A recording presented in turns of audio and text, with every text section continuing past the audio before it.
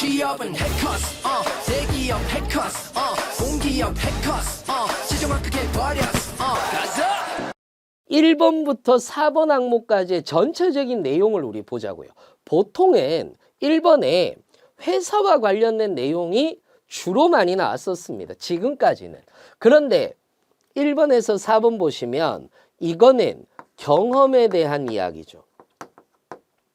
이것도 경험에 대한 얘기입니다.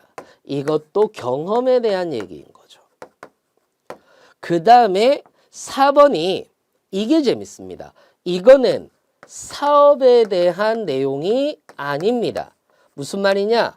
직무에 대한 얘기인 거고, 그리고 이 직무에 대한 계획을 어떻게 세우고 있는지, 그러니까 직무 수행 계획서를 약식으로라도 작성해 봐라 라는 얘기예요.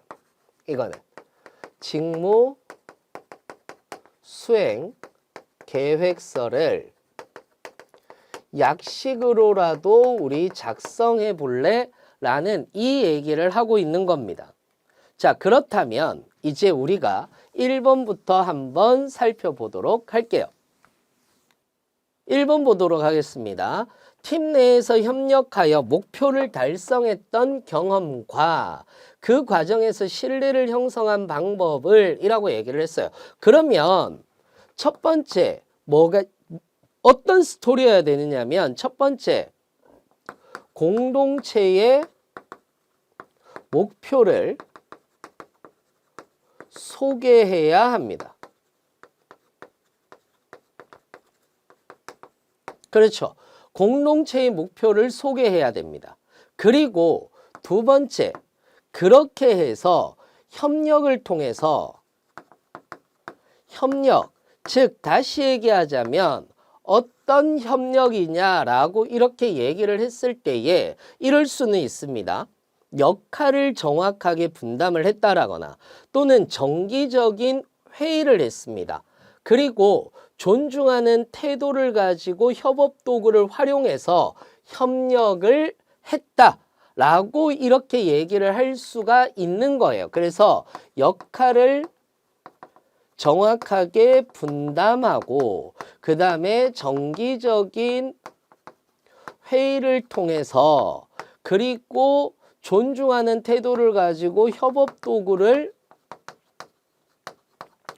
활용해서 라고 쓸 수 있는 거예요. 그 다음에 그 과정에서 신뢰를 형성한 방법을 설명해 달라라고 이렇게 얘기를 했잖아요.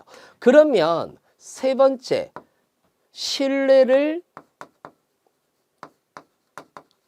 형성한 방법이라고 이렇게 얘기를 하면 그 신뢰를 형성한 방법이라고 얘기를 했을 때에는 뭐를 존중이라든지 약속을 지키는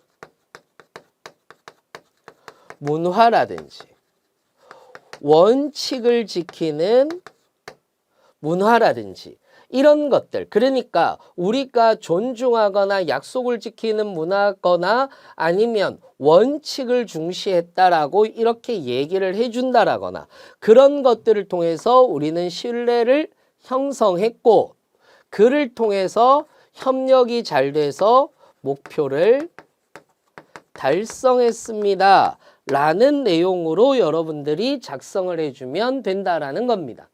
이해되셨나요? 이렇게 여러분들이 작성을 해주시면 좋을 것 같습니다.